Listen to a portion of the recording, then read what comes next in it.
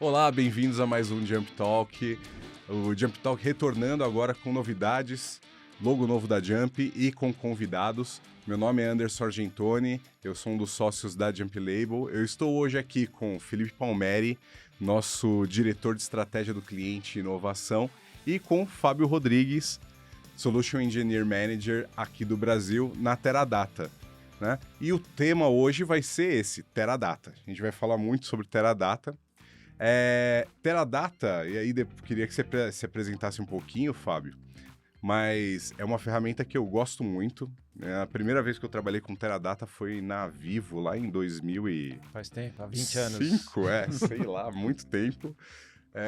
Que eu trabalhava com SaaS e alguém falou assim, esses negócios que você roda aí no SaaS, se você rodasse no Teradata, ia ser muito mais rápido. E mudou a minha vida. Eu ficava fazendo as execuções pass-through lá no Teradata e era fantástico para mim. Prazer em ter você aqui, Fábio. Muito obrigado, essa oportunidade aqui, Anderson, Jump, Palmeri. Vai ser um prazer aqui conversar um pouco com vocês.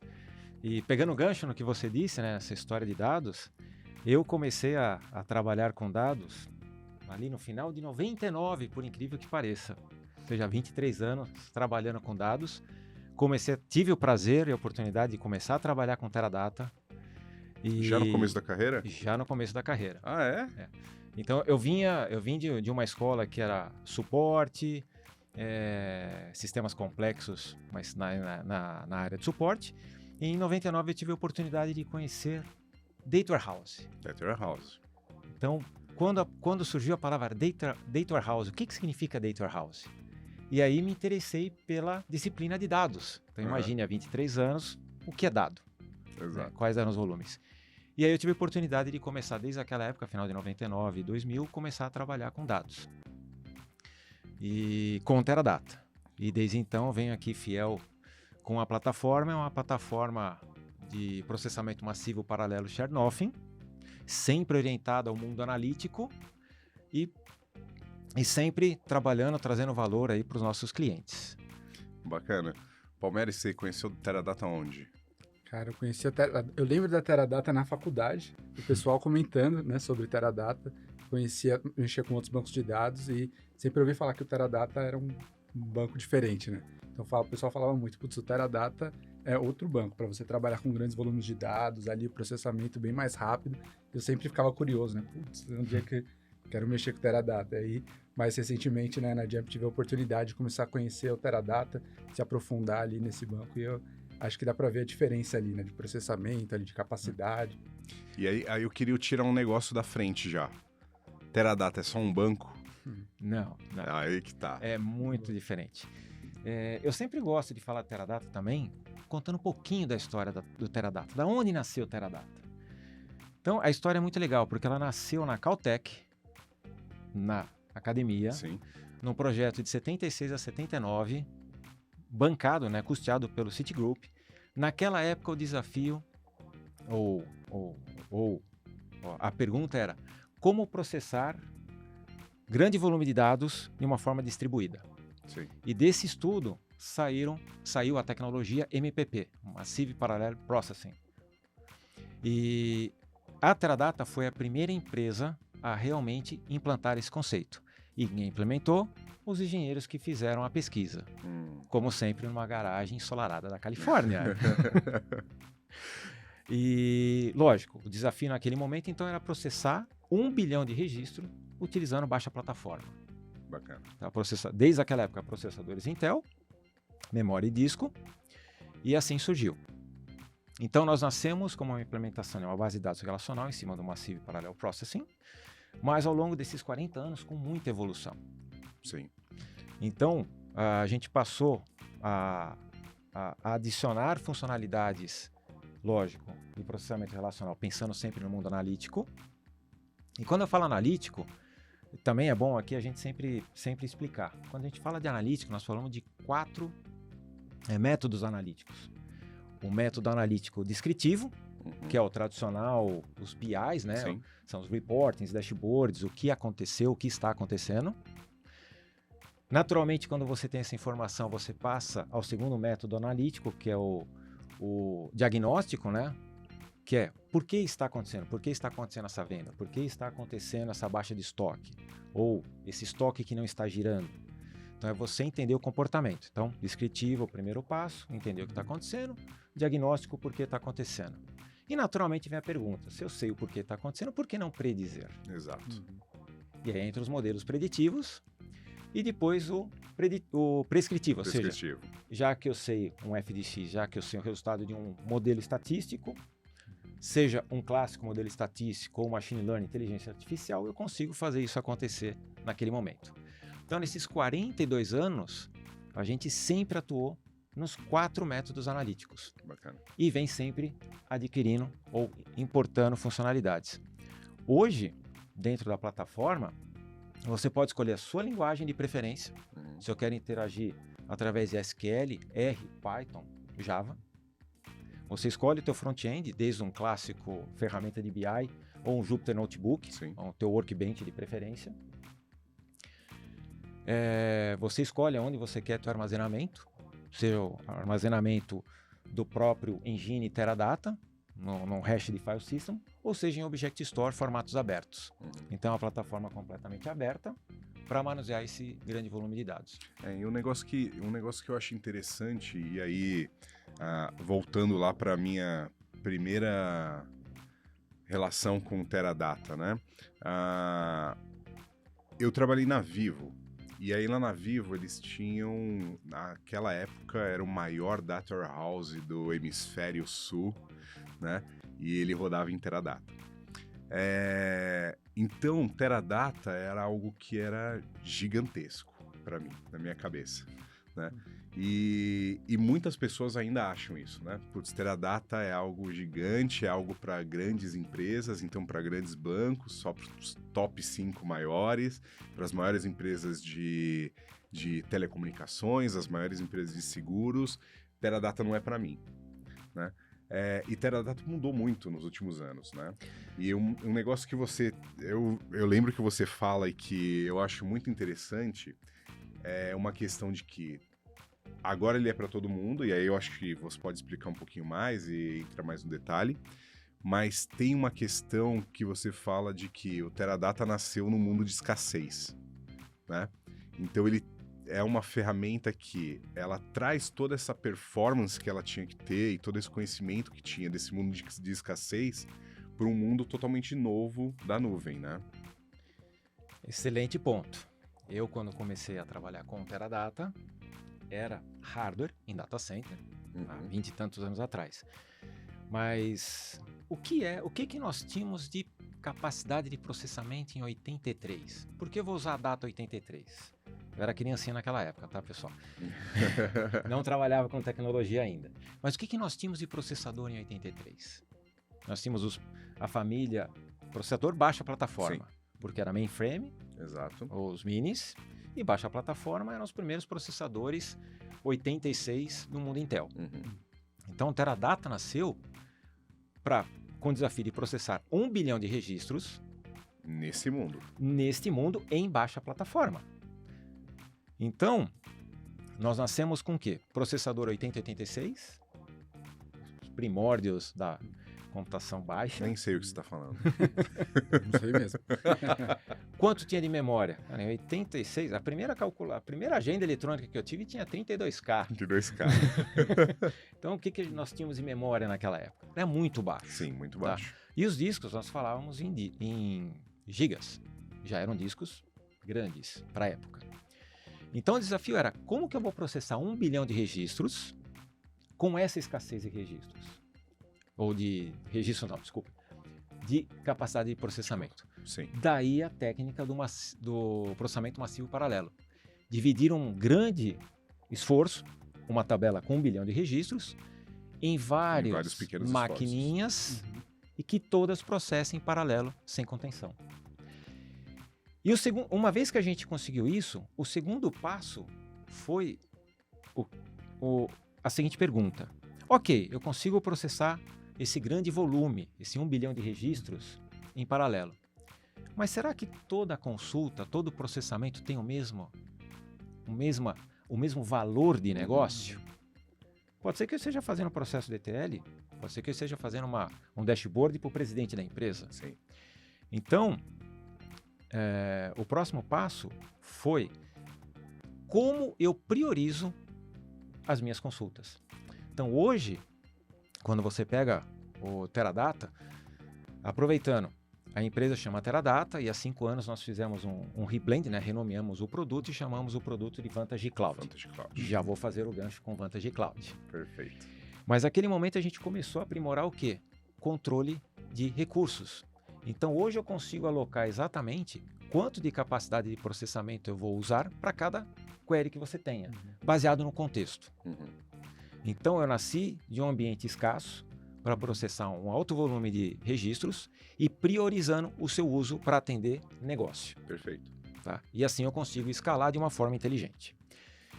Naquela época, lógico, era hardware, data center. Há mais de 5 anos, a gente portou para a nuvem. Então hoje, a gente está em nuvem, nos 3 grandes players de nuvem, AWS, Google, GCP e Microsoft. Tá? E a plataforma hoje, ela consegue, tem seu início desde custo zero. O que é custo zero? Pague pelaquilo que você vai utilizar. Você não precisa mais começar com um rack no data center com 10 teras. Você pode começar com nada. Com nada, e aí No Marketplace, você pode selecionar a opção Teradata Vantage, fazer instanciar, provisionar o teu ambiente e passar a utilizar. Então, realmente com custo acessível para qualquer tamanho de empresa. Lógico que como nós nascemos num momento onde as grandes empresas tinham esse volume de dados e essa natureza, você vê que a nossa carteira de cliente tem grandes empresas. Exato, porque são clientes que migraram Porque já vêm de décadas trabalhando conosco e migraram para a nuvem, movimento natural.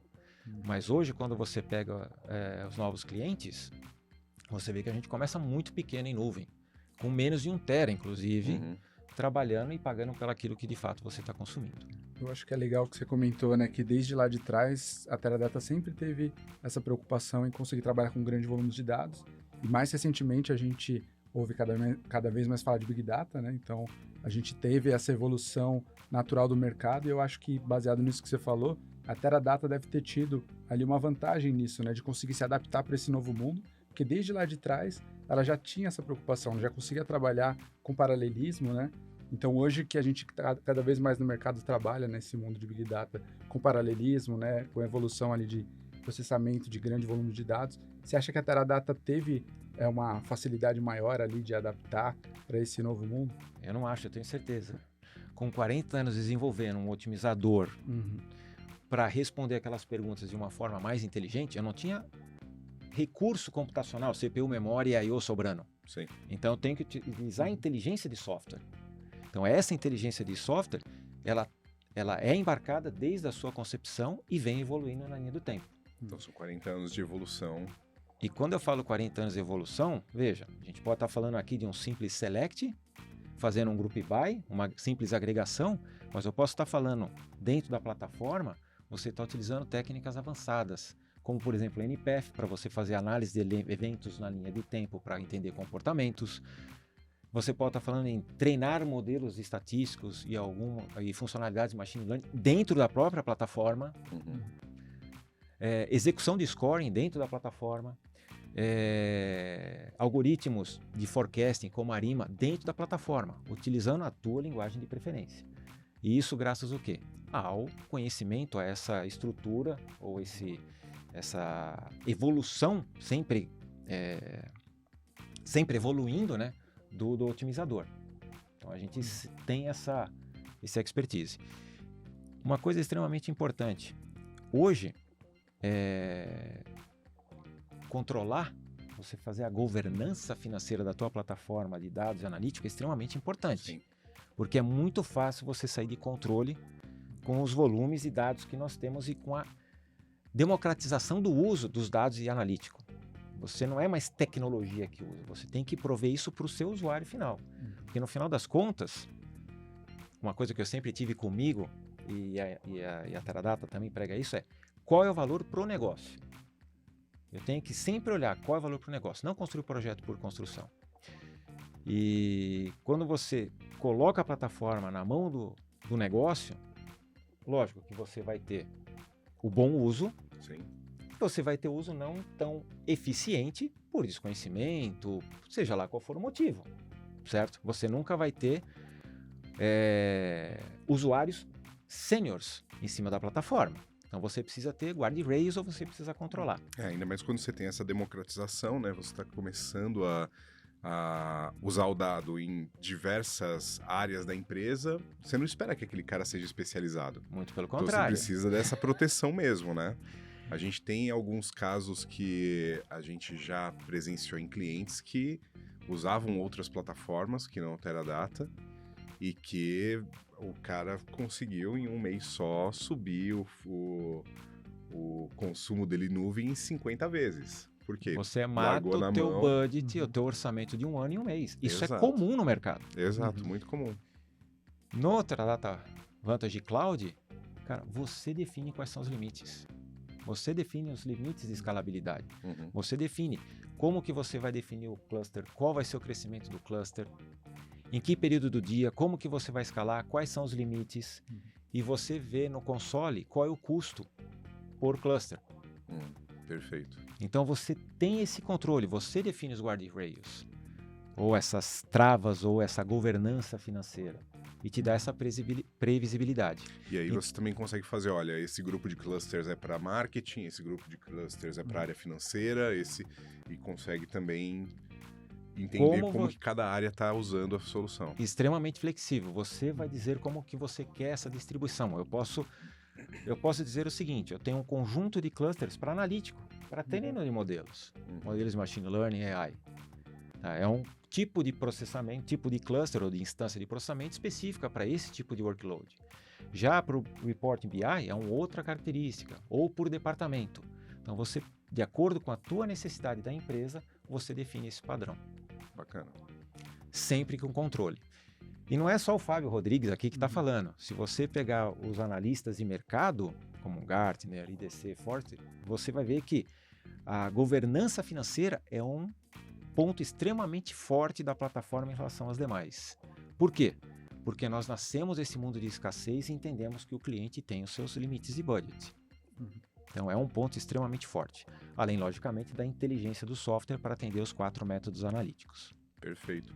E aí você citou já o Vantage Cloud, a gente já falou um pouquinho de cloud, como que isso funciona na nuvem, como que foi esse caminho do Teradata para a nuvem, mas quais são as vantagens do Vantage Cloud, além dessas que você citou?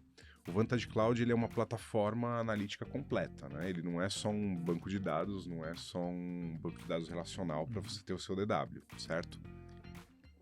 Correto. Hoje, quando a gente fala do Teradata Vantage Cloud, nós estamos falando de uma plataforma de dados analíticos em cloud, onde você tem no stack de produto, aqui sem surpresas, pessoal, assim, não é features, há determinados players que você cobra por features. Mas dentro da plataforma, você já vem embarcado todas as funcionalidades, desde as funcionalidades, como eu falei, de funcionalidades relacional clássico para os teus reportings, mas também nas funcionalidades estatísticas avançadas e machine learning. Tudo isso é incluso.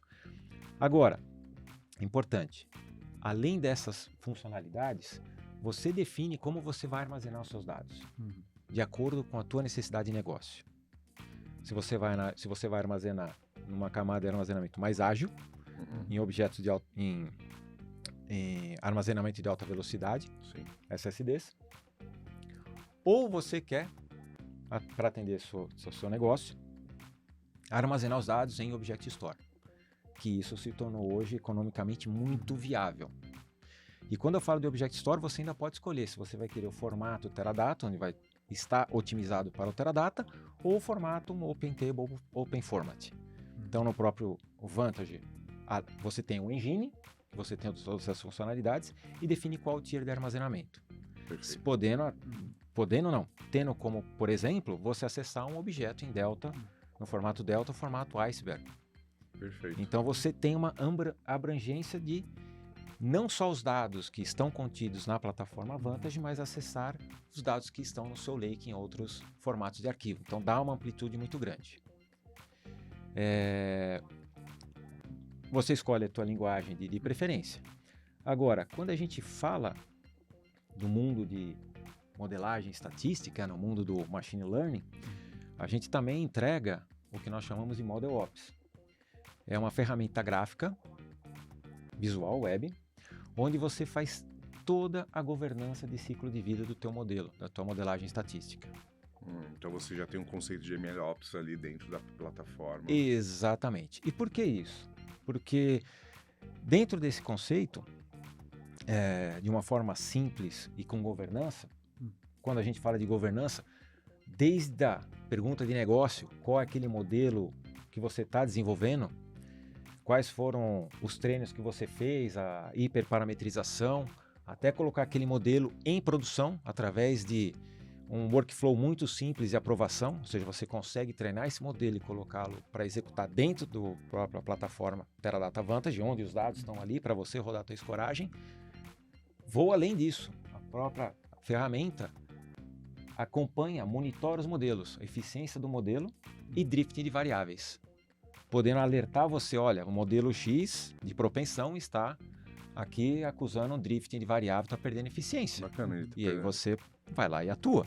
E aí o processo de retirement, ou seja, de você retirar aquele modelo por algum motivo. Aposentar o modelo. Exatamente. Isso que você comentou das camadas, eu acho que é interessante porque, assim, hoje empresas que já utilizam ali suas camadas de dados estruturados ali no S3, ali pode começar a utilizar o Teradata, né? E decidir ali as camadas de acordo com a necessidade dele, né? Da velocidade que ele precisa de processamento. Então, hoje facilita para ele começar a utilizar o Teradata para, por exemplo, aplicar os modelos que ele possa ter ali em determinada linguagem. O Teradata também consegue absorver, né, essas diferentes linguagens. E, então, para ele migrar ali, começar a utilizar e aproveitar desses benefícios do Teradata, hoje também está mais simples, né? Muito mais simples. E a ideia da plataforma Vantage Cloud é você abrir esse mundo de dados. Voltando só à parte de MLOps, a parte de modelagem, o que a gente vê? No passado era muito comum você ver 15 modelos, falando numa área de risco, modelos mais clássicos, talvez ainda se use os modelos clássicos de regressão, porque você tem uma forma de explicar mais fácil, por auditoria, etc. Mas mesmo nessas áreas, a gente já vê, na verdade, um aumento exponencial de modelos. Sim. Então, o que antes você tinha lá 15 modelos para uma área de risco, hoje nós podemos estar falando de 100. A quantidade de produção aumenta, o perfil dos clientes aumenta. Isso para um risco. Agora, vamos para uma outra área, vamos pegar um CRM. Cada vez mais estamos falando de personalização de interação. Exato. Nós estamos falando de uma hypersegmentação de quantos? Então, pegam uma empresa com 10 milhões de clientes, sem contar os seus targets, né, os seus leads. Nós estamos falando de quantos modelos de propensão, de classificação. Então, o volume de modelos vai crescer exponencialmente. Exato. Então, a que se destina a plataforma? Você ter desde o controle de todos esses centenas, milhares de modelos através da plataforma ou da ferramenta de Model Ops, tá, com todo esse fluxo de aprovação, automação, dentro de uma plataforma que vai escalar e você vai controlar os custos e escalar de acordo com a tua necessidade, utilizando dados de onde? Desde o que está dentro do próprio Vantage ou de um formato aberto na sua estrutura de lake. Bacana. E aí a gente está falando, você ligou exatamente com a outra pergunta que eu ia fazer, né? Porque é uma pergunta que as pessoas que não conhecem fazem muito. Eu tô olhando pro Teradata, eu tô pensando naquele formato de arquitetura mais tradicional, um data house, né? Hoje não, o Teradata, ele tem já conceitos mais modernos, como Lake House, por exemplo, né? E o cara não precisa ficar naquele mundo antigo, né? Não, não.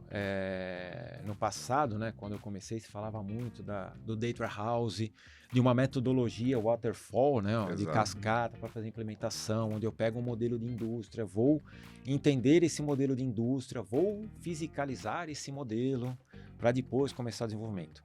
Isso é uma metodologia de 20 anos atrás. 20 anos. Isso não representa mais a realidade, não só da Teradata, como de qualquer projeto de dados e analíticos. Exato. Então, você vai trabalhar numa esteira muito mais ágil, onde você vai definir o teu framework, como que você vai trabalhar com os dados, plataforma. Lógico que eu ainda vou ter camadas, Sim. mudou um pouco a história. Hoje é muito comum você ver 3 camadas. Aqui eu sempre faço um paralelo que não é tão diferente do passado. Não é tão diferente, né? Mas temos lá a camada dos dados mais cru que você está recebendo e você está mantendo histórico. Uma camada já curada ou mais uniformizada, onde eu já tenho aplicado técnicas de qualidade, de integração de dados. Não estou falando de terceira forma normal, mas o que eu sempre falo brincando.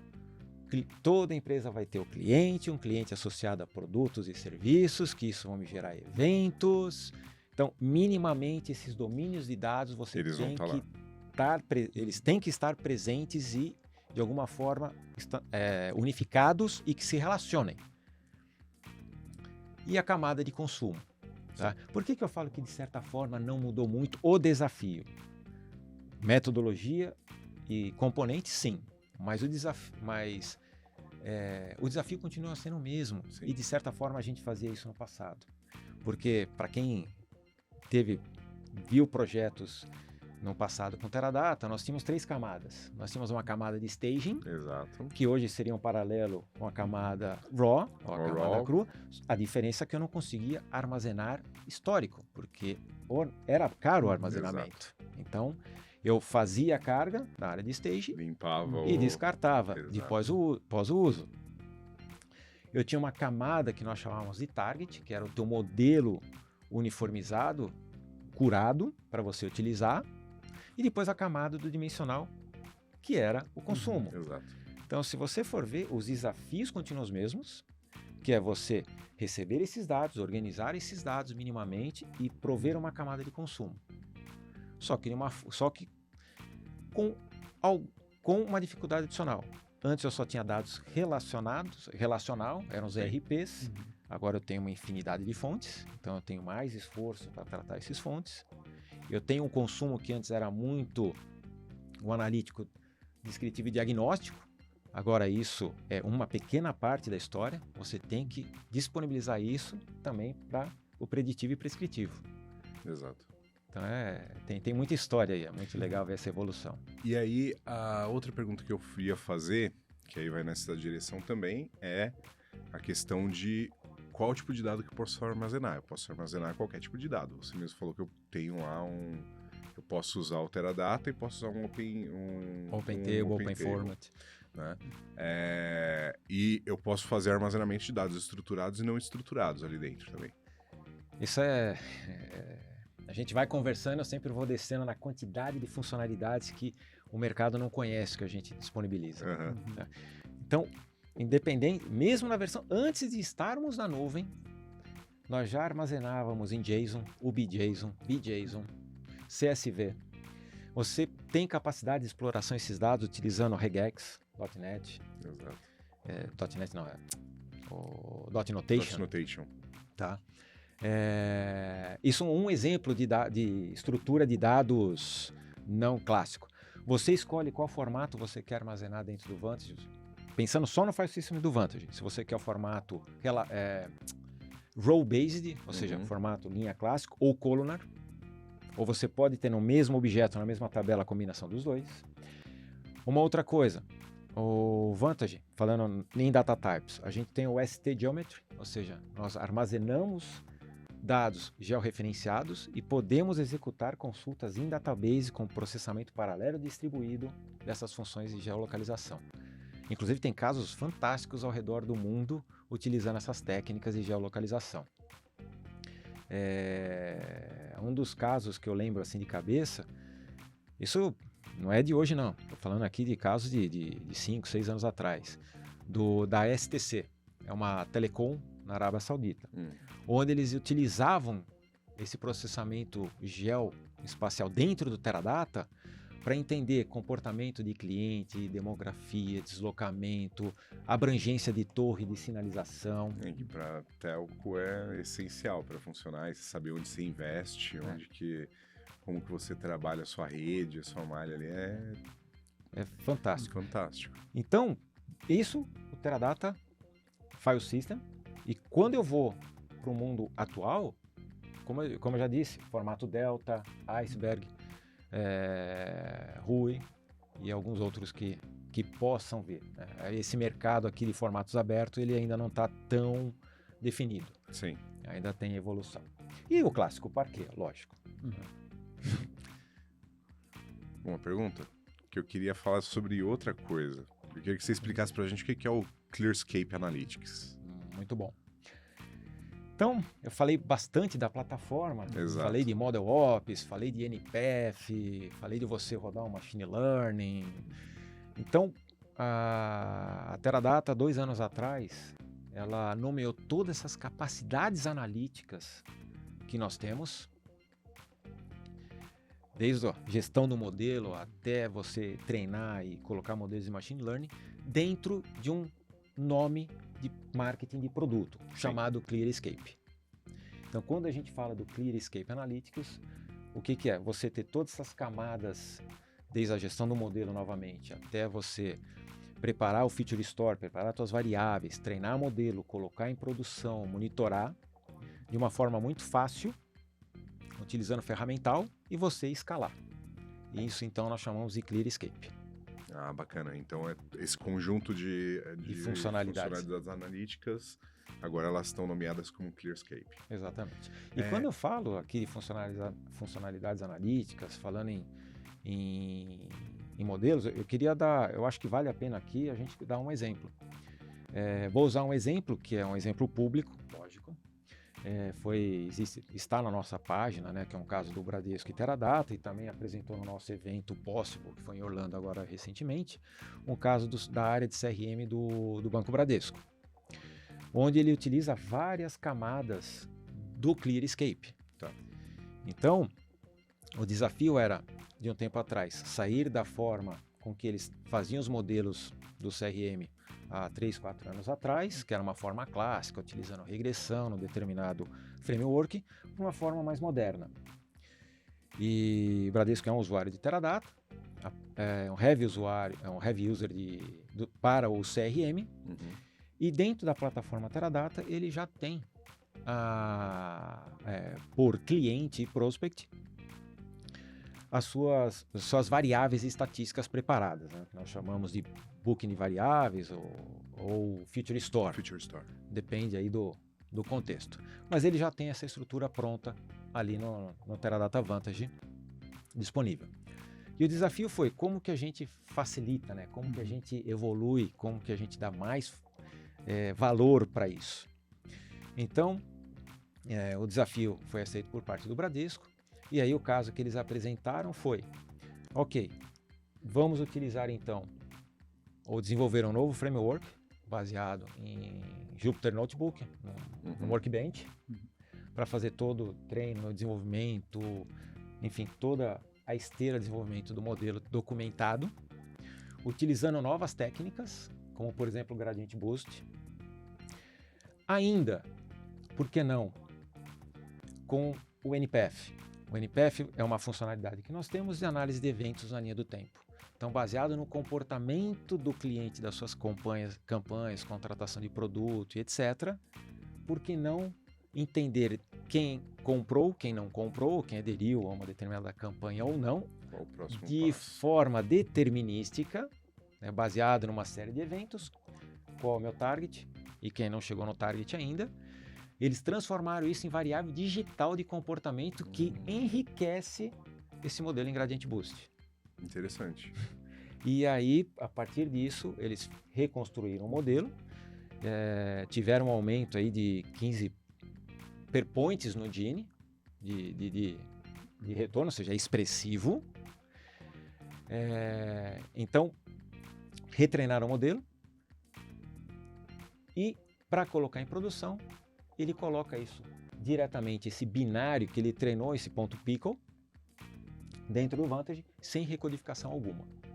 Então, você tem todo o teu feature store, todas as suas variáveis prontas na plataforma, você treina o seu modelo, importa esse modelo e executa o scoring de forma completamente automatizada, numa única plataforma, escala performance, governado. Dentro do framework deles, eles também monitoram a efetividade do modelo. E não parou por aí. A gente tem, quando eu falo treinar o modelo, você tem opções, a plataforma é aberta. Sim.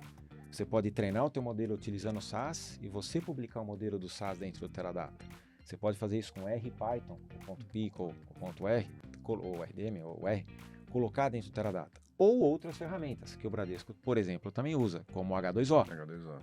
Então ele usa um AutoML do H2O, gerando o ponto Mojo. O ponto Mojo ele insere dentro do Teradata e executa o scoring dentro da plataforma, alavancando o poder de processamento. E aí nós estamos falando de modelos aí que tem qual a quantidade de clientes do banco? Nós estamos falando de 70, 76 milhões de clientes. Então você consegue escorar isso de uma forma muito rápida, de uma forma muito prática, em poucos minutos. Poucos minutos. Não, bacana. E aí eu queria voltar um pouquinho. A gente está falando muito do uso do ClearScape, do uso da plataforma como um todo. E aí a gente citou Lakehouse e uma das coisas que sempre perguntam pra gente é sobre a governança. Quando você começa a praticar mesmo a cultura de dados dentro da empresa e você começa a fazer com que as áreas entendam a importância dos dados e comecem a usar os dados para tomar decisão, você pode ter alguns problemas de governança dos dados nessa distribuição, né? Como que o Teradata pode ajudar nisso? O Teradata tem um olhar para essa governança de dados? Você consegue determinar exatamente o que cada usuário acessa, até que nível ele pode acessar? Como que isso funciona dentro do Teradata? Boa pergunta. Dentro da plataforma, você que define os teus acessos. Legal. Tá? Seja ele somente para consulta escrita, e como você vai trabalhar. Uma coisa que eu gosto também de discutir bastante falando em governança, quando a gente fala de democratização dos dados, dá poder para o senhor usuário final. É quem de fato vai tirar valor dos dados. Uhum. Tá? Não é tecnologia, é o usuário. É o usuário. É o usuário. E muitas vezes... Você trazer conforto para ele conseguir utilizar os dados, né? Exato. Que é o problema que a gente mais tinha até hoje, né?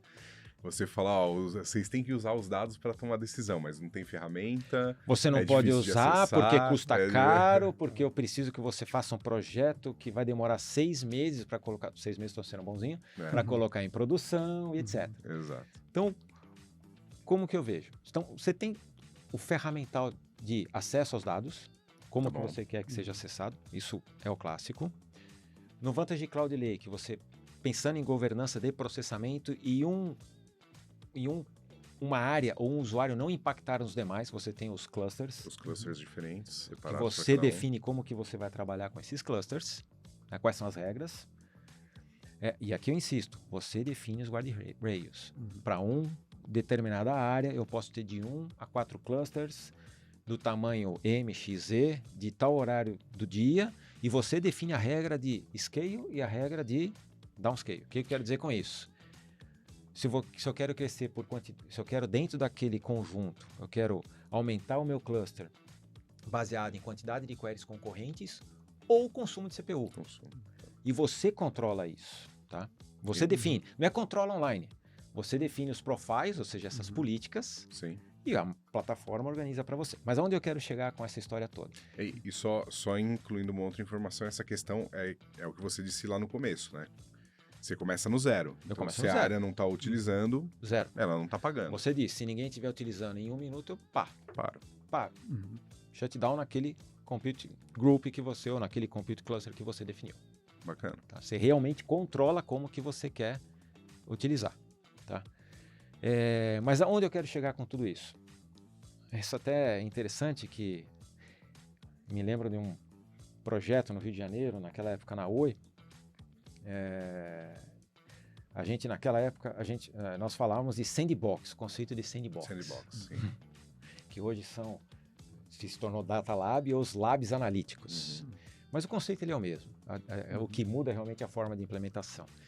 Mas você ter os senhores usuários, os consumidores da informação, você ter esse lab. E qual que é a ideia de ter esse lab? Primeiro, esse lab tem que ter governança. Ele tem que estar isolado, dentro de um compute cluster. Governança. Um lab analítico pode ser igual foto. Você vai tirando foto e nunca mais limpa o seu armazenamento. Você nunca mais limpa as suas fotos. Você não sabe quando você vai ver, mas você não limpa. Mas está lá. A mesma coisa, eu como usuário vou fazer ali minha análise e vou guardando as tabelas, porque algum dia eu posso precisar, ou realmente eu esqueço que eu tirei aquela foto, que eu criei aquele objeto. Sim. Todos nós aqui somos humanos. Então, quando você dá a governança, além de você limitar quantidade de processamento, armazenamento, é você falar por quanto tempo eu quero manter essa estrutura. Isso de forma automatizada, para que o senhor usuário possa pedir espaço, possa ser negado espaço ou possa ser bloqueado de acordo com um determinado período. E isso na sua área de trabalho, no seu sandbox, na sua caixa de areia de trabalho, de forma isolada, com controle. E essa área isolada com controle, ela tem que ter acesso ao quê? De acordo com as suas permissões, aos dados. E que são esses dados? Pode estar dentro dessa estrutura, dentro do file system do Teradata Vantage, ou indo para o Lake, Sim. pegando num outro formato aberto. Então eu posso combinar isso. E a importância é que você, provendo isso para o senhor usuário, ele vai conseguir fazer o teu trabalho com governança financeira, com governança dos dados. Porque se você não fizer isso, a primeira coisa que nós vamos fazer, se nós temos que entregar um trabalho analítico e eu não posso acessar, a primeira coisa, não importa qual ferramenta, select asterisco from tabela, vai para o teu notebook, vai para o teu E aí desktop. você faz, né? Você faz na sua máquina.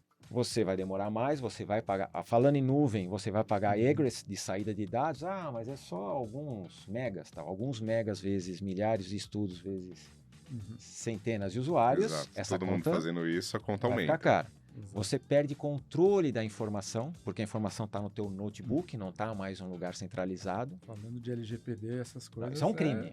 Exatamente. Então, quando a gente pensa nessa governança, né, ela é muito abrangente, mas o senhor usuário ele tem que ter essa facilidade de uso, tem que escolher sua ferramenta, como que ele vai trabalhar com essa governança, pensando na governança dos dados propriamente dito, segurança, como escalar o uso dos dados. No notebook você não escala, não tem como. Ali você consegue escalar na plataforma com as funcionalidades que você precisa. Então ali tem quando a gente fala, né, de uma estrutura, numa estratégia de dados, tudo isso tem que ser pensado e a plataforma atende. Não, bacana. É interessante saber porque é uma das questões que mais aparecem para a gente, né? Principalmente em clientes que estão agora adquirindo alguma maturidade nesse uso dos dados, né? E sempre esbarra nisso. Putz, como que vai ser a governança disso? Como que eu vou garantir que o usuário tem acesso ao que ele precisa para ele trabalhar lá na ponta final, né? E aí a gente não vá para esse mundo aí de o cara ficar baixando as bases, né? Criar ali um servidorzinho embaixo da mesa, que é o que a gente via sempre acontecer. E ainda tem muito isso. Tem, né? claro E que aqui tem. é um ponto que se você chegar para o usuário, vamos nos colocar na posição do usuário. Eu acredito que aqui ninguém gosta de sofrer. Então, se eu tenho que fazer uma análise, que eu tenho que baixar uma tabela com 100 milhões de registros para eu treinar meu modelo, fazer um scoring, hoje, se eu não tenho essa estrutura provida por tecnologia, eu vou ter que entregar meu score. Eu vou baixar e eu vou executar.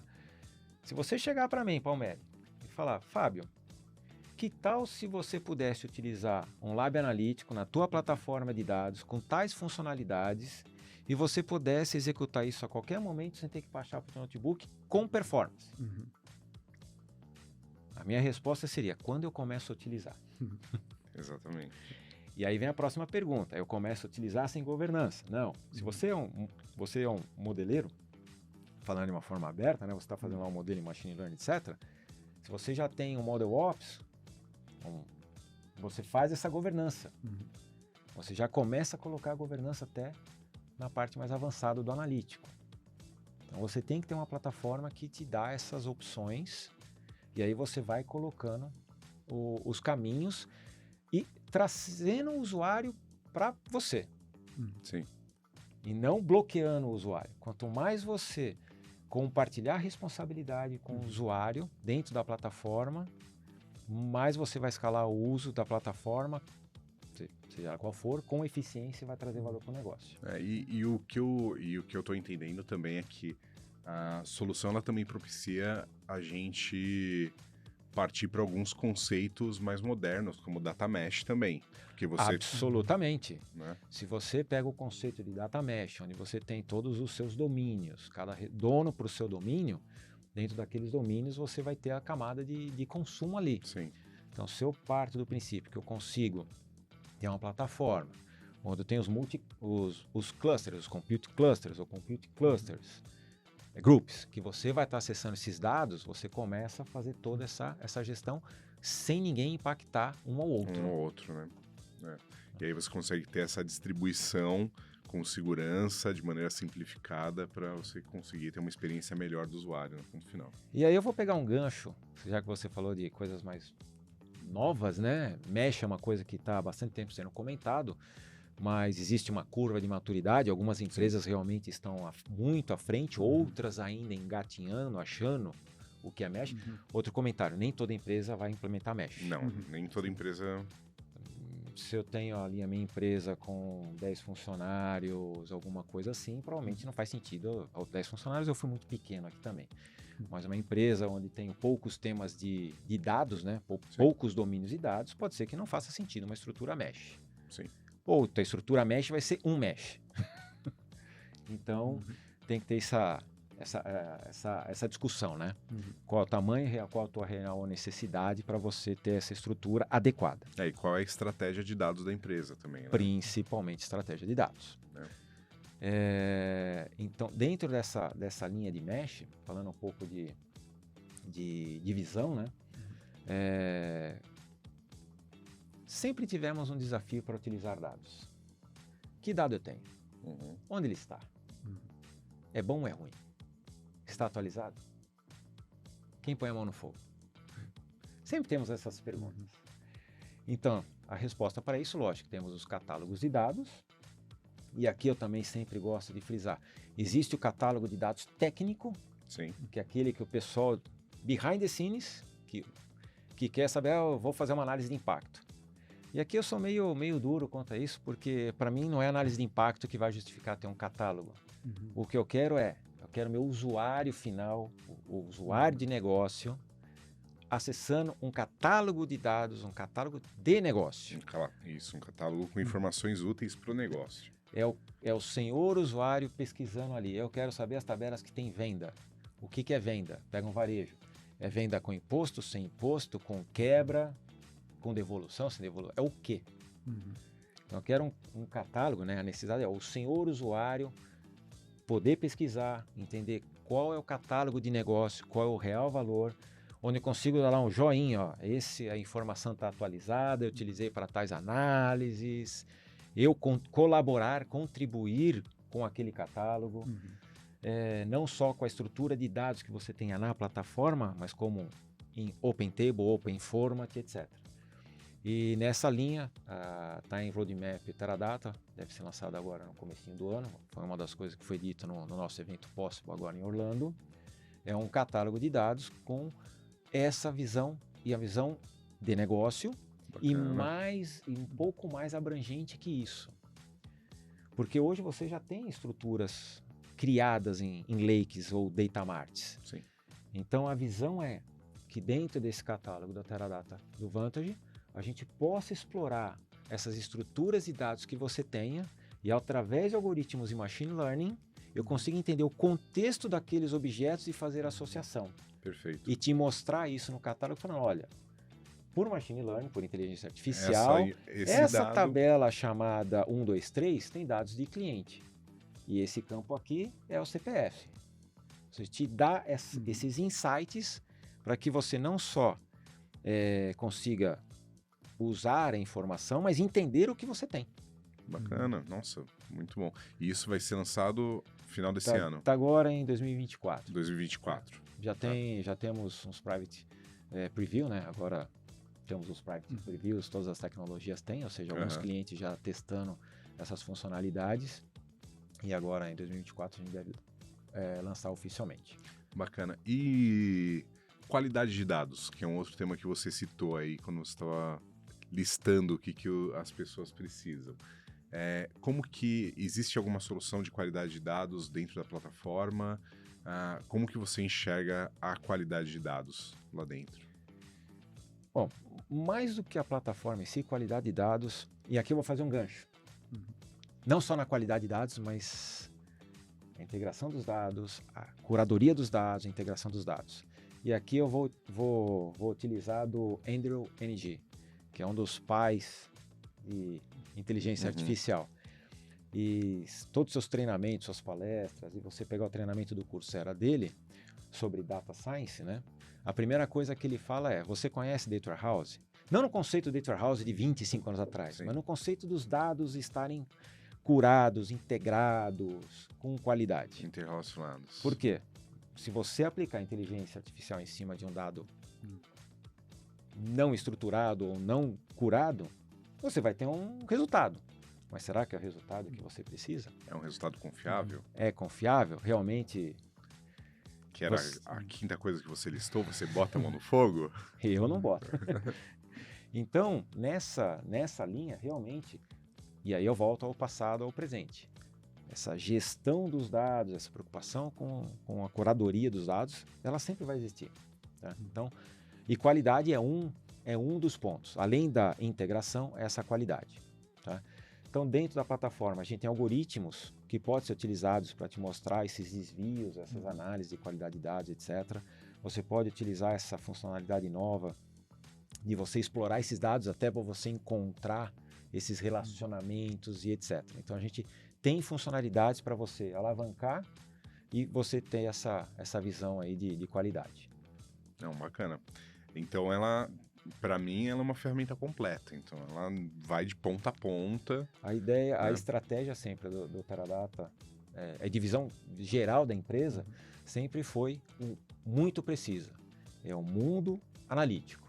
Dados e analítico, novamente, nos 4 métodos analíticos. Não é só Nós armazenamento. nascemos no analítico, somos focados no analítico e seguiremos focados no analítico. Não é só armazenamento e processamento de query, que é o que muitas pessoas enxergam. Não.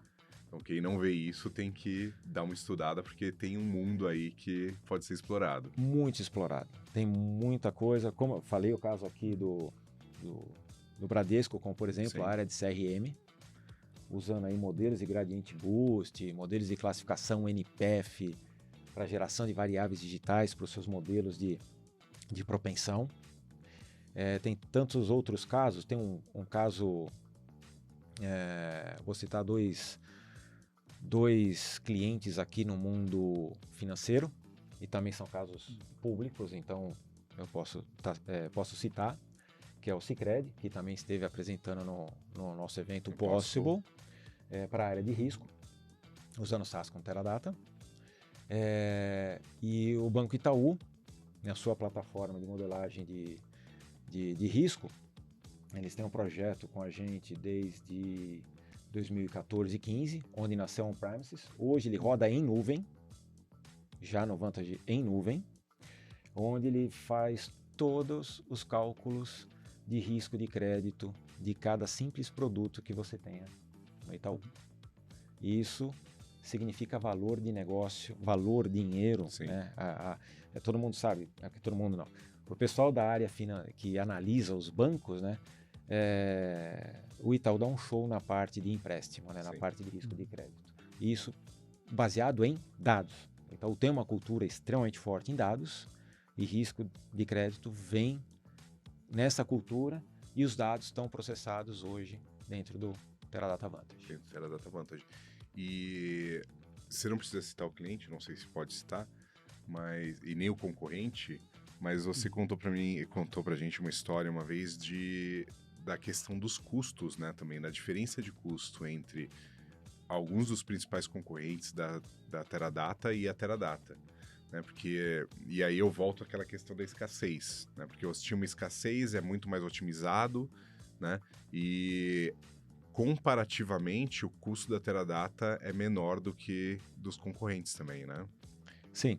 Aqui, bom, primeiro, eu respeito os concorrentes, a Teradata respeita. A gente é uma empresa que há 14 anos a gente tem um prêmio de ética, mundialmente falando, e quando a gente fala de ética, não é só ética, é ética em todos os sentidos, desde o comportamento, respeito aos clientes, respeito aos concorrentes, então a gente respeita muito isso. Mas quando a gente vai para uma competição saudável, tá, a gente vê muito isso. Então, dentro do Vantage Cloud é uma plataforma, como eu disse, você controla quantos recursos você vai associar para uma query. Quando eu falo uma query, é um processo, de acordo com o seu contexto. Tá? E você pode, o que eu sempre falo brincando, o pessoal que me conhece, requintes de crueldade. Eu quero para essa query que é tagueada com o nome presidente e tenha 100% da máquina. Ou uma query que vai acessar um determinado database num determinado horário do dia, vai cair num determinado workload porque não é prioritário. Você tem todo esse controle. Para quê? Para que numa plataforma MPP, processamento massivo paralelo, o ideal dela é que você esteja sempre trabalhando a 100% do tempo. Quando eu falo 100% do tempo, é 100% CPU. O pessoal que está acostumado com o transacional agora teve um ataque cardíaco. Máquina parada. No máximo lá um transacional, o pessoal 80% já está tenso. Mas numa plataforma MPP, o ideal é que você esteja pagando seu investimento com uso 100% do tempo. E aí você prioriza. E nós nascemos onde? No on-premises, recursos escassos e com limite. Quando a gente vai para a nuvem, entre aspas, eu não tenho escassez de recursos. E muitos dos nossos concorrentes ou competidores hoje, eles têm uma abordagem de você precisa, você escala. Eu não controlo. Então, é por isso, como você comentou há um tempo atrás, é muito comum você ver um dado cliente, não só no Brasil, ao redor do mundo, casos, que você coloca um processo para rodar, depois de X tempo, entregou 0 resultado, provavelmente ou de uma forma equivocada o SQL, ou de fato a plataforma não conseguiu atender, mas que vem uma conta gigante. Por quê? Porque ele usou todos os recursos e fez o auto-scaling daquela plataforma. Ou, dependendo da plataforma, serverless. Ou seja, ele consumiu, você pôs para processar, ele consumiu e você vai pagar a conta. Tá? Com Vantage não, eu tenho limites, eu tenho travas. Eu não deixo o ambiente solto. Você define as regras. Você define os guardrails. Você, como gestor da plataforma, tecnologia, ou mesmo a área de negócio, porque mesmo que a área de negócio queira usar meu cartão de crédito para pagar, meu budget não é infinito. Então, eu mesmo como área de negócio vou querer usar, mas eu vou ter que controlar o custo, porque a conta, nesse caso, vem. Então, eu tenho esse ferramental para controlar esses custos. Isso é bom para os dois lados, né? Tanto para quem controla os custos, quanto para o usuário ter segurança ali de ele poder mexer sem quebrar. Exatamente. Né? Porque muitas vezes o cara pode ficar ali meio retraído, não explorar tanto quanto ele poderia, né? Com medo de levar os custos, de alguma coisa assim. Então, você tem esse controle. E uma outra coisa é a inteligência do otimizador, do cérebro do Teradata. Né? O otimizador é o componente que recebe os processos, interpreta esse processo, né, e coloca para processar nesse contexto massivo paralelo. Você pega um otimizador que foi criado há 42 anos atrás, orientado, entre aspas, a custo. A custo aqui é quanto eu vou consumir de recursos para executar aquele processo e definir o melhor caminho. É um contexto que foi desenvolvido, criado em escassez, comparado com hoje, novamente, alguns players têm o outscaling ou serverless. Foi criado com o conceito de eu não vou me preocupar com a escassez de recursos. Eu vou alocar tudo que eu tenho disponível para executar.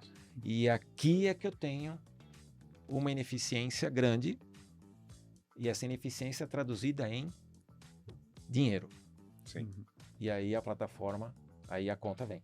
E vem de dois aspectos. Primeiro, um SQL ou um processo que tem uma forma de resolução muito mais ágil e estruturada, ele vai consumir menos recursos e vai entregar mais rápido.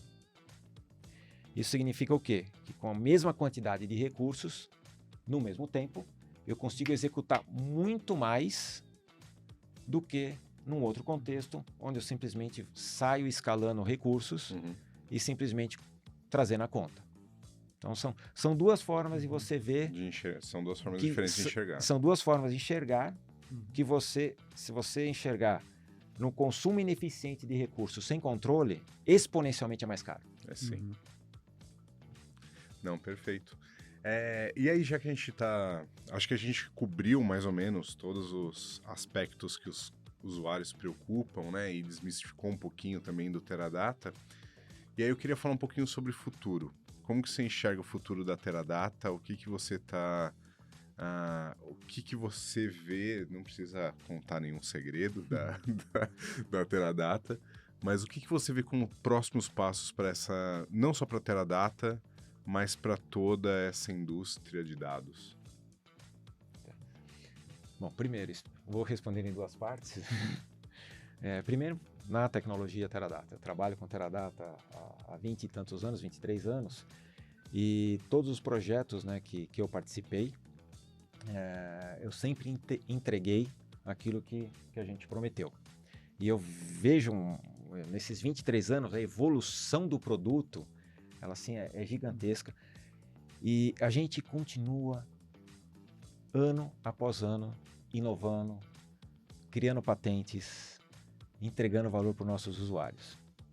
Então, pensando num curto prazo, falando de produto, né, eu já dei aqui uma pincelada sobre essa visão de catálogo, não só o catálogo colaborativo do usuário, mas podendo fazer um drill e chegar em entender o que você tem na tua estrutura, no teu lake de dados de uma forma com algoritmos de inteligência artificial e poder melhorar esse uso. Então já é um ponto aqui que logo vocês vão estar vendo.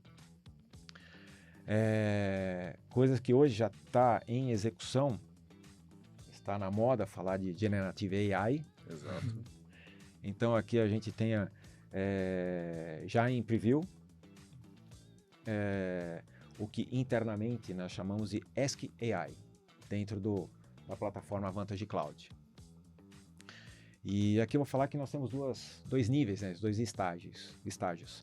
O primeiro estágio é, dentro do próprio console, da interface do Vantage, você poder utilizar a Generative AI para você consultar o conteúdo ou o material técnico do Vantage. Por exemplo, eu falei bastante do NPF. Então, você pode, dentro do console, de uma forma natural, perguntar, por favor, me explique o conceito do NPF. Em linguagem natural, sem você precisar saber exatamente os termos para procurar. Exatamente.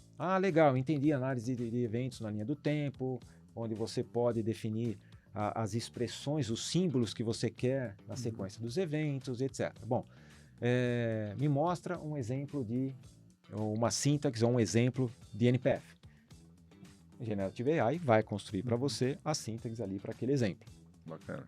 Então, tudo que é técnico dentro da plataforma, você tem isso já hoje em preview para você utilizar. Ask AI. Então, o core de Teradata não precisa mais. Já vai estar tudo lá. Aí nós vamos para o segundo passo. Naturalmente, deve surgir a seguinte pergunta. Tá bom, então quer dizer, Fábio, que eu consigo chegar na plataforma e falar, me dá o total de vendas por região? A resposta é, você vai poder fazer isso, mas para isso eu preciso treinar o conteúdo, o metadados que você tem dentro da plataforma, porque o meu Vantage é diferente do seu Vantage, que é diferente do seu Vantage, as empresas são diferentes. Então, você pode treinar, né, o teu LLM baseado nos teus objetos, no contexto dos teus objetos, para que ele entenda qual é a tabela que tem as vendas, clientes, etc. E a partir do momento que você faz esse treinamento, que você tem que ensinar sobre a sua plataforma, são seus dados, a tua estrutura, aí você pode sim lançar a pergunta. Por favor, me diga qual é o total de vendas, qual é o total de vendas e quantidade de clientes e venda média por cliente e por região. E ele pode te dar esse resultado na forma de tabela, ou você ainda pode pedir, por exemplo, um formato gráfico. Uma pergunta que todo cliente vai fazer quando você apresentar isso. Todo mundo vai fazer essa pergunta. Mas você está usando os meus dados para treinar o LLM da Teradata e a Teradata vai saber os meus números? Não, a ideia não. Isso é um princípio de engenharia. Tá? Como eu disse, a Teradata é uma empresa ética, ela leva a ética a todos os extremos. Então, você, falando como usuário convencional, você está lá no chat GPT e tal, e está lá brincando, e isso tudo é público. Exato. Mas quando você vai para uma aplicação, um uso dos algoritmos de Generative AI, você vai utilizar as tuas APIs privadas. Então, tudo que você treinar para enriquecer aquele teu modelo está na tua assinatura dentro lá da Microsoft ou das respectivas versões de Google e AWS, certo? Então, você está protegido dentro do próprio uso dessas técnicas dentro do teu provedor de nuvem. Perfeito. Então você não vai ter essa... Eu, Fábio, não vou perguntar aqui qual a estrutura de dados do Data Warehouse da Vivo. Isso não existe. Não porque vai estar dentro do teu contexto privado. Perfeito. Acho que seria uma evolução dessa democratização toda que você falou que a plataforma traz, né? Então hoje você já tem muita coisa que você entrega ali para os usuários que eles vão poder fazer, né, dentro do ambiente, e ele poder usar a Generative AI ali, ele vai poder construir os processos utilizando os próprios dados. Então é uma maneira de simplificar e levar isso para o usuário tudo dentro de uma plataforma de uma maneira muito mais fácil, né? Esse gancho é extremamente importante quando a gente fala da democratização, como a gente falou, nem todo usuário tem o mesmo perfil, o mesmo nível. Isso é ruim? Não. O usuário de negócio ele tem que entender do negócio. E tecnologia é o leverage, né? O alavancador, né? A ferramenta que ele tem para fazer o negócio. Então, utilizando dessas técnicas, ele vai conseguir explorar os dados de uma forma muito mais fácil. E aí a plataforma, a construção de código na Generative AI, vai construir aquele código da melhor forma possível, até para evitar aqueles códigos não tão bons que a gente sabe que existem no mundo. Essa que é o SKI, respondendo para o usuário sobre dados treinados da base deles, quando que você acha que isso é lançado pela Teradata? Eu não lembro de cabeça o roadmap em si. É agora em 2024, com certeza, e a gente tem clientes já em execução. Já em execução não é que... privado. Preview privado. Quando eu falo em execução já treinamos e áreas desses clientes já utilizando. Já estão utilizando. Isso, ao redor do mundo. A gente Bem abriu legal. esse private preview, mesmo antes do evento Possible, onde a gente mostrou isso numa simples demonstração no painel principal. Bacana. Falando de LLM, você consegue fazer execução de modelos de AI generativa dentro do Teradata? Sim, hoje a plataforma ela já consegue fazer isso. Não entrei aqui em detalhes da plataforma, mas eu falei que eu tinha lá multi-clusters, etc. Um desses clusters a gente chama lá de um cluster analítico, onde o objetivo desse cluster analítico é você poder estar utilizando esses treinamentos de machine learning, AI, incluindo Generative AI. E você já viu algum caso dentro do Teradata, usando o Teradata, de algum cliente que... Existe um caso muito legal de uma empresa de varejo na Europa, tá? Real, inclusive, onde, qual que é a ideia? A ideia desse retail, entendendo os produtos que você está colocando no teu carrinho, tá? Quais seriam os próximos produtos que mais faz sentido para ele?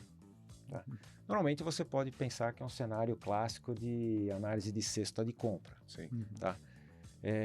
Mas a ideia é evoluir isso, não é só dado aquela cesta completa, quais são os próximos, mas evoluir para o seguinte: com o LLM, né, com o algoritmo, ele monta sequências, você entende um determinado contexto, os tokens, e depois ele monta lá as sequências. Então qual que é a ideia?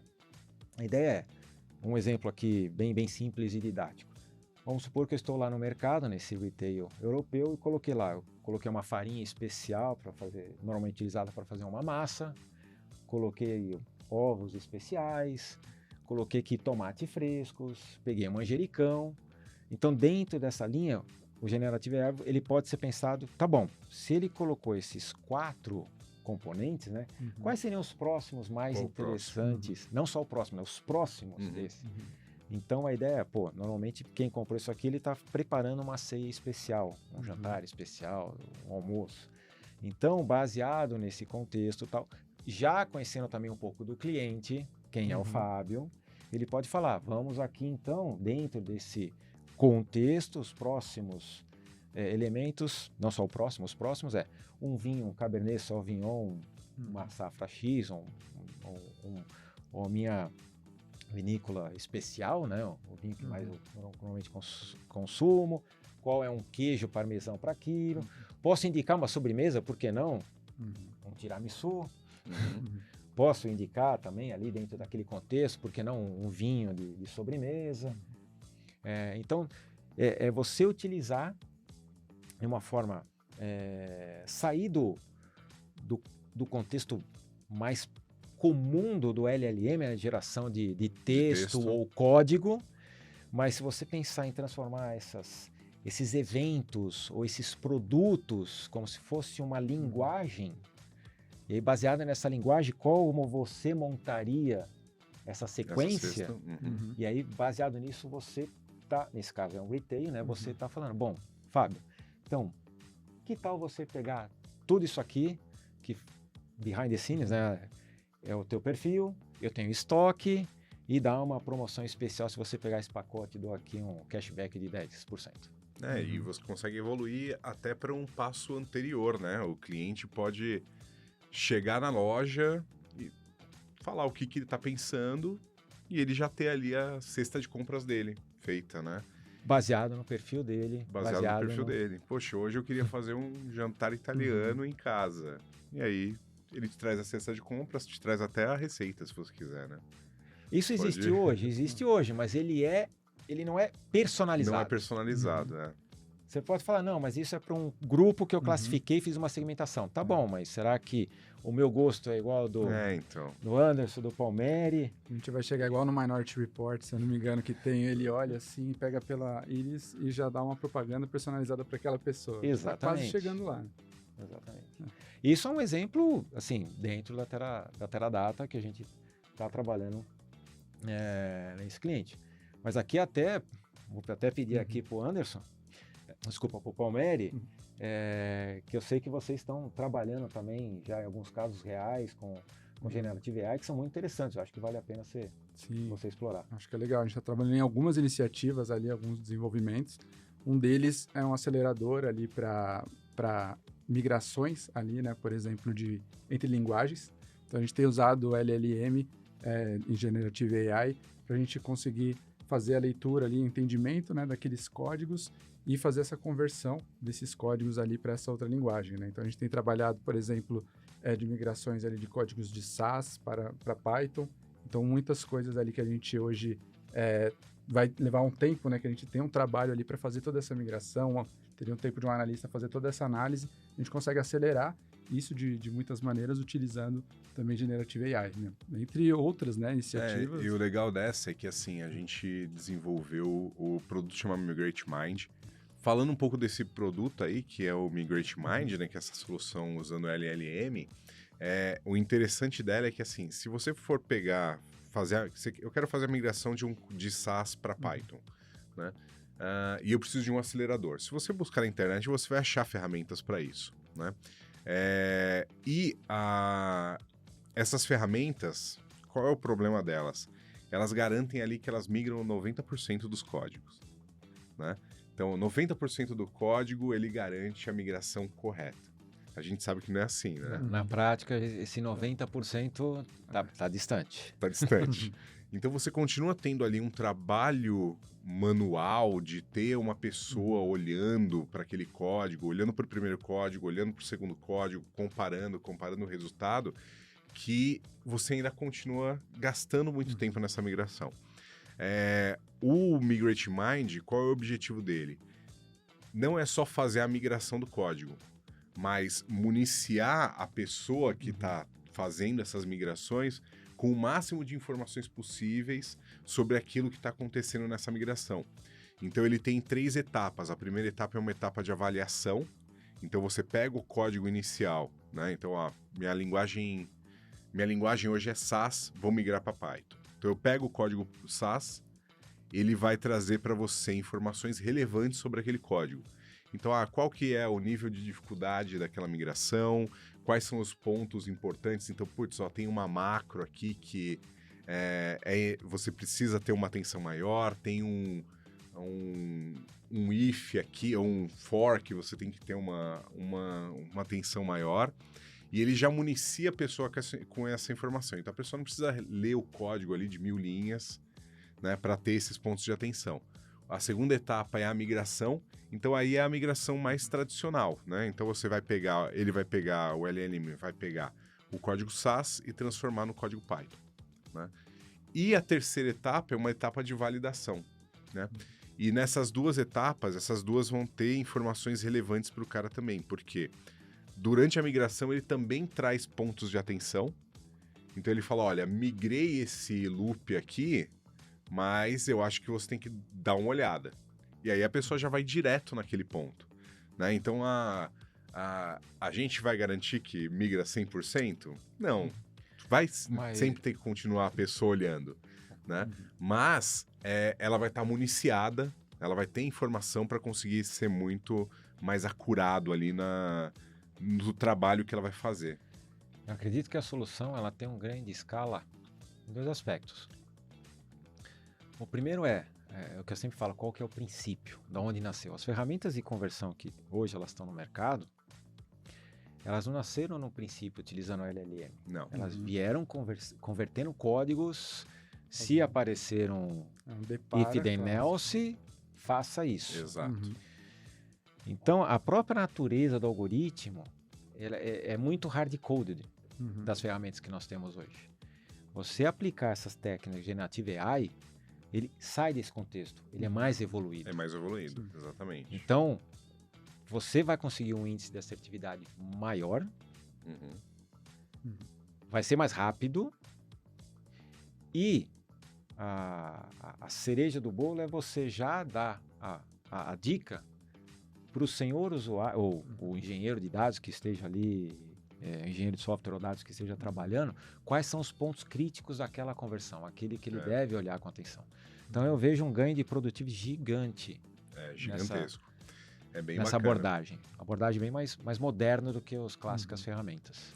E uma das coisas que eu acho interessantes, né, desse processo todo é exatamente você entregar essa informação para o cara, né? Porque hoje essas ferramentas elas até têm alguns relatórios inicialmente de assessment, mas ela não te entrega nada de informação relevante para quando você precisar botar a mão na massa. Ok, os 10%, o que eu tenho que olhar? Né? Eu vou ter que olhar 100% para identificar aqueles 10%. Né? E aí isso que eu ganho o maior ganho. E outra questão é no custo também. A gente conseguiu desenvolver de uma forma que o custo que você tem com LLM é baixíssimo. Né? Então, diferente dessas outras ferramentas, onde você tem que pagar licença, você tem que pagar por conversão de código e tudo mais, a gente também conseguiu uma redução de custo muito grande com essa ferramenta. Você sai daquele contexto que você provavelmente teve um exército de engenheiros para ficar fazendo depara e testando, para um contexto onde você usa a beleza dos algoritmos. Exato, exatamente. Machine Learning AI para trabalhar para você. É exatamente isso. As ferramentas elas são mais caras porque elas precisaram desse trabalho todo aí para serem construídas. E para dar continuidade e evolução, eles precisam ainda seguir trabalhando. Sim. Então, quando você nasce num contexto, nesse caso, utilizando, já nasceu o produto pensando nessa filosofia, utilizando esses algoritmos, a escala é muito visível, né? É muito perceptível. E eu acho que assim, é um mundo que a gente está entrando agora, né? O ChatGPT foi lançado quando? Novembro? Nossa, é muito recente. Novembro do ano passado, então vai fazer um ano agora, né? A gente teve uma dificuldade tremenda no começo, porque todo mundo quer usar, né? Todo mundo quer fazer, mas fazer o quê? Fazer só mais um chat? Né? E era essa pergunta que eu levava também pro pessoal do nosso... Muitas pessoas da nossa equipe comercial vinham, putz, eu preciso de um case de chat GPT, né? Preciso de um case de IA generativa. E aí o que eu sempre falava é, cara, ok, eu desenvolvo o case, mas qual é o caso, o que a gente vai solucionar de problema para o negócio, né? O que a gente vai fazer? Então agora eu acho que as pessoas estão ficando mais maduras, entendendo mais o que a solução pode fazer, né? E aí a gente vai ter uns casos de uso bem interessantes aí para trabalhar nos próximos anos. Eu queria comentar, só pegando um desvio, um tema extremamente importante. Os projetos de dados analíticos de maior sucesso que eu vi sempre nasceram com o seu ponto de vista. E é o que eu sempre defendo. Qual é o caso de uso? E não é um caso de uso genérico. Eu quero fazer controle de estoque. Então, qual é a pergunta de negócio? Qual é o caso? Exato. Aonde eu quero chegar com isto aqui? Não é só pelo buzzword, né? Exatamente. Porque a hora que você entende de fato o caso de uso, você vai saber aplicar as técnicas. Você vem da necessidade de negócio para trás. E o segredo é, na minha visão, você ter, primeiro, uma estratégia de dados que seja escalável. Quando eu falo escalável aqui que você consiga implementar aquele caso de uso, ou seja, preparar a estrutura de dados, implementar aquele caso de uso, que ele consiga complementar outros casos de uso que você tenha. Exato. Ele tem que ser sempre adicionando e não reconstruindo ou isolados. Então, sempre caso de uso ou pergunta de negócio, tenho a informação, não tenho o que falta, como eu coloco nessa minha estratégia de dados para que eu consiga escalar, porque na próxima pergunta, no próximo caso de uso, provavelmente eu vou reutilizar aquilo que eu já fiz. A gente sempre, o que eu levo para os clientes sempre é isso, né? A gente tem que pegar, quando o cliente está fazendo a estratégia, entender quais são os casos de uso, classificar aqueles casos de uso para a gente entender qual é o mais importante, qual é o que está pronto para ser desenvolvido, né? Qual vai demandar menos tempo para ser desenvolvido. E o terceiro passo é entender quais os casos de uso que se juntam aqui, né? Porque quanto mais você conseguir juntar as coisas, juntar essas pecinhas, né? E atender mais áreas, atender mais perguntas de negócio, responder mais perguntas de negócio de uma vez só, mais sucesso você vai ter, né? Você vai ter escala. Exato. O nome do jogo hoje é escala. Você tem que ter escala. Seja escala de reutilização dos dados. Tem uma plataforma que consegue escalar para atender essa escalada dos dados, essa complexidade, volume. Então, sempre você tem que estar pensando em escala. Como eu cresço em escala? Hoje você... E o Teradata ajuda muito com isso. Ajuda muito. Eu diria que é a plataforma que mais ajudou, segue ajudando e com visão de ajudar nesse mundo analítico. Perfeito. Tudo que a gente fala aqui, a gente não fala, nossa, eu faço, você faz. Sempre é um trabalho em conjunto, trabalho de time, um trabalho de... eu gosto de falar isso porque, na prática, né? Não sou eu, a gente sempre... Todo projeto que a gente faz um time. Seja um time dentro de casa, seja um time dentro de casa, junto com o cliente, porque os projetos de sucesso em parceria sempre tem essa linha. Sim. É uma parceria. É uma parceria do usuário, do cliente, do fornecedor, seja o fornecedor de serviços e plataforma. É um ponto que eu sempre acho legal destacar. Eu também gosto. A gente tem uma parceria muito boa hoje com a Teradata, né? A gente começou a atuar muito com Teradata por conta de alguns clientes nossos, Bradesco, por exemplo, né? Que é um cliente nosso. O time se desenvolveu muito. Então, hoje, a Teradata já me falou que a gente é a empresa que tem mais horas de treinamento nas plataformas aqui na América Latina? Hoje, em termos de parceiros, sim, vocês são o que tem mais horas de treinamento oficial. Se a gente considerar também as sessões não oficiais que nós tivemos, que o pessoal da Jump nos procurou com uma lista de 10 temas para aprofundar como a gente atende com a plataforma esses temas, então nós tivemos sessões específicas, né? Ademais do treinamento formal, sessões específicas. Além, Então, realmente além tem disso, um- até internas, né? A gente teve algumas ações do nosso COI, do nosso Centro de Excelência, que foi identificar ali dentro do nosso time, né? O pessoal que estava mais utilizando, quais que eram os principais pontos que a gente identificava algum gap que seria legal, levar um conhecimento mais avançado. E a gente preparou um workshop interno ali, em umas 2 semanas, assim, 4 sessões, para já ir com um direcionamento mais focado no Teradata, o que você consegue levar de vantagem ali, né? Para você otimizar suas queries. Então a gente levou isso para o nosso pessoal que estava atendendo os nossos clientes. Também trouxe um resultado bem legal ali para o pessoal conseguir evoluir no atendimento, né? Conseguir usar os benefícios ali que o Teradata tem, né? E até no Jumpstart também, né? E com o conhecimento que a gente adquiriu nessa Exato. parceria. Então, para a gente é muito importante ter essa parceria.